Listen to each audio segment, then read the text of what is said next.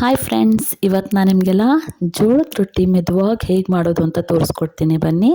ನಾನಿವಾಗ ಒಲೆ ಮೇಲೆ 2 ಗ್ಲಾಸ್ ನೀರು ಹಾಕಿ ಅದಕ್ಕೆ ಸ್ವಲ್ಪ ಉಪ್ಪನ್ನು ಹಾಕಿ ಕಾಯೋದಕ್ಕಿಟ್ಟಿದ್ದೆ. ನೀರು ಕಾದ್ಮೇಲೆ 1 ಬೌಲ್ ಜೋಳದ ಹಿಟ್ಟನ್ನು ಹಾಕ್ತಾಯಿದ್ದೀನಿ.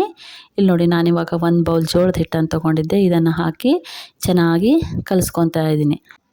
ಈ ಥರ ಚೆನ್ನಾಗಿ ಸ್ವಲ್ಪ ಹೊತ್ತು ಇದೇ ಥರ ಕಲಿಸ್ಕೋಬೇಕಾಗುತ್ತೆ. ಕಲಿಸ್ಕೊಂಡು ಇದನ್ನು ಇವಾಗ ನಾನು ಒಂದು 2 ನಿಮಿಷ ಒಂದು ಪ್ಲೇಟನ್ನು ಮುಚ್ಚಿ ಇದನ್ನು 2 ನಿಮಿಷ ಹಾಗೆ ಒಲೆ ಮೇಲೆ ಸ್ಲಿಮ್ಮಲ್ಲಿ ಬೆಂಕಿ ಉರಿಯನ್ನು ಸಣ್ಣದಾಗಿಟ್ಟು ಇದನ್ನು ಒಲೆ ಮೇಲೆ ಇಡ್ತಾಯಿದ್ದೀನಿ. 2 ನಿಮಿಷ ಆದಮೇಲೆ ಒಂದು ಅಗಲವಾದ ಪಾತ್ರೆ ತಗೊಂಡು ಆ ಪಾತ್ರೆಗೆ ನಾನು ರೆಡಿ ಮಾಡಿಟ್ಕೊಂಡಿರುವಂಥ ಇಟ್ಕೊಂಡಿರುವಂತಹ ಜೋಳದ ಹಿಟ್ಟನ್ನು ನಾನಿವಾಗ ಇದಕ್ಕೆ ಹಾಕ್ತಾಯಿದ್ದೀನಿ.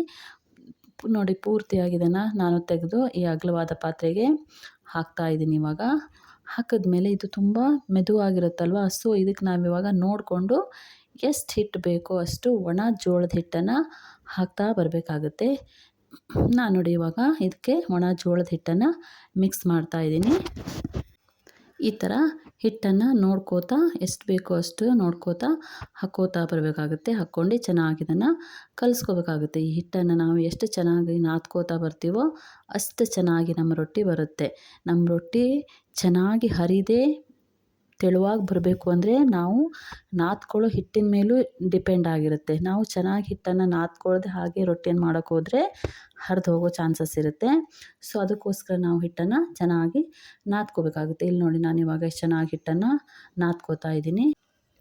ಜೀವನವೂ ಹಾಗೆ ಅಲ್ವಾ, ನಾವು ಯಾವುದೇ ಒಂದು ಕೆಲಸಕ್ಕೆ ಕೈ ಹಾಕಿದ್ರೂ ಅದು ಪ್ರತಿಫಲ ನಮಗೆ ಸ್ಟಾರ್ಟಿಂಗಲ್ಲೇ ಸಿಗಲ್ಲ. ಅದೆಷ್ಟೋ ಸಲ ಅದರಿಂದ ನಾವು ಬೇಡ, ಇದನ್ನು ನಿಲ್ಲಿಸ್ಬಿಡೋಣ, ಯಾಕೋ ಸರಿ ಬರ್ತಿಲ್ಲ ಅಂತ ಹೇಳಿ ಎಷ್ಟೋ ಸಲ ಅನ್ಕೋತೀವಿ. ಆದರೆ ಮಾಡೋ ಪ್ರತಿಯೊಂದು ಕೆಲಸದಲ್ಲೂ ನಮಗೆ ಇದೇ ಥರ ತೊಂದರೆ ಆದಾಗ ನಾವು ಬಿಡ್ತಾ ಹೋದರೆ ನಾವು ಜೀವನದಲ್ಲಿ ಏನಾದರೂ ಸಾಧನೆ ಮಾಡೋಕ್ಕಾಗುತ್ತಾ? ಖಂಡಿತ ಆಗಲ್ಲ. ಅದಕ್ಕೋಸ್ಕರ ನಾವು ಮಾಡೋ ಪ್ರಯತ್ನವನ್ನು ಬಿಡಬಾರ್ದು. ಇವಾಗ ನೋಡಿ, ನಾನು ಚೆನ್ನಾಗಿ ನಾದ್ಕೊಂಡಿರೋ ಹಿಟ್ಟನ್ನು ಈ ಥರ ಉಂಡೆಯನ್ನು ಮಾಡಿ ಇಟ್ಕೋತಾ ಇದ್ದೀನಿ. ಉಂಡೆಯನ್ನು ಮಾಡಿ ನಾನು ಇವಾಗ ಇದನ್ನು ಕೈಯಲ್ಲಿ ತಟ್ಟೋದಿಲ್ಲ ಫ್ರೆಂಡ್ಸ್. ಕೈಯಲ್ಲಿ ತಟ್ಟದೆ ನೀವು ಚಪಾತಿ ಥರನೇ ನಿಮಗೆ ಈಸಿಯಾಗಿ ಚಪಾತಿ ಲಟ್ಸೋ ಥರನೇ ಲಟ್ಸೋಕ್ಕೆ ಇದು ಬರುತ್ತೆ. ಹರಿಯೋದಿಲ್ಲ, ಖಂಡಿತ ಇದು ಹರಿಯೋದಿಲ್ಲ. ನೀವು ಅದಕ್ಕೋಸ್ಕರ ನೀವೀಗ ಚಪಾತಿ ಕೋಲಲ್ಲಿ ಬೇಕಾದರೂ ಲಟ್ಟಿಸ್ಬೋದು. ನಾನಿವಾಗ ಚಪಾತಿ ಕೋಲಲ್ಲಿ ಇದನ್ನು ಲಟ್ಟಿಸ್ತಾ ಇದ್ದೀನಿ. ನೋಡಿ ಎಷ್ಟು ಚೆನ್ನಾಗಿ ಲಟ್ಟಿಸ್ತೀನಿ ಅಂತ ಹೇಳಿ.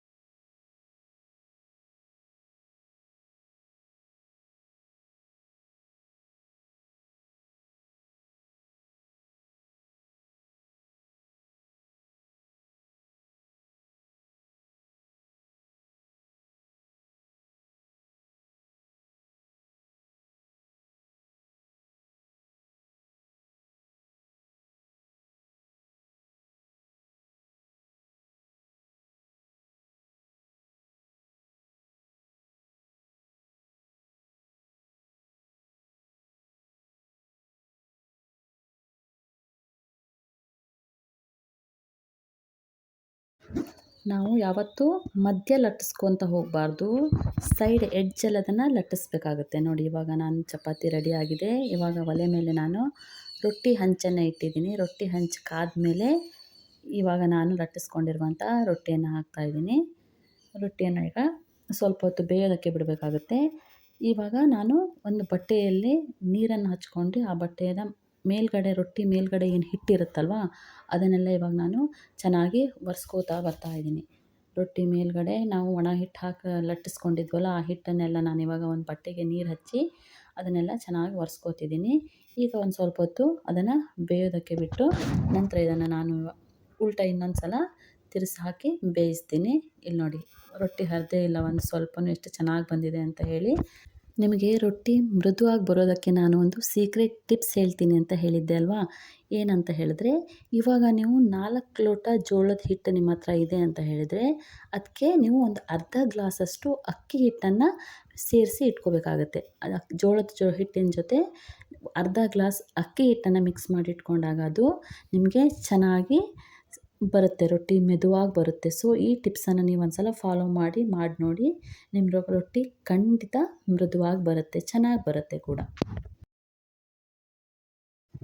ಇವಾಗ ಬಿಸಿ ಬಿಸಿಯಾಗಿರುವಂತಹ ಮೃದು ಆಗಿರುವಂತಹ ಜೋಳದ ರೊಟ್ಟಿ ರೆಡಿಯಾಗಿದೆ ಫ್ರೆಂಡ್ಸ್. ಇಲ್ಲಿ ನೋಡಿ, ನೀವು ನೋಡ್ತಿದ್ದೀರಲ್ವಾ ರೊಟ್ಟಿ ಎಷ್ಟು ಚೆನ್ನಾಗಿ ಬಂದಿದೆ ಅಂತ ಹೇಳಿ. ಇಲ್ಲಿ ನೋಡಿ ಎಷ್ಟು ಸ್ಮೂತ್ ಆಗಿದೆ ರೊಟ್ಟಿ ಅಂತ ನೀವೇ ನೋಡ್ತಿದ್ದೀರಿ. ಇಲ್ಲಿ ನೋಡಿ ಎಷ್ಟು ಸ್ಮೂತ್ ಆಗಿರುವಂತಹ ಜೋಳದ ರೊಟ್ಟಿ ರೆಡಿಯಾಗಿದೆ ಅಂತ. ನೀವು ಕೂಡ ಮನೆಯಲ್ಲಿ ಒಂದು ಸಲ ಟ್ರೈ ಮಾಡಿ ಹೇಗೆ ಬಂದಿದೆ ಅಂತ ಕಮೆಂಟ್ ಮಾಡಿ ತಿಳಿಸಿ. Bye friends.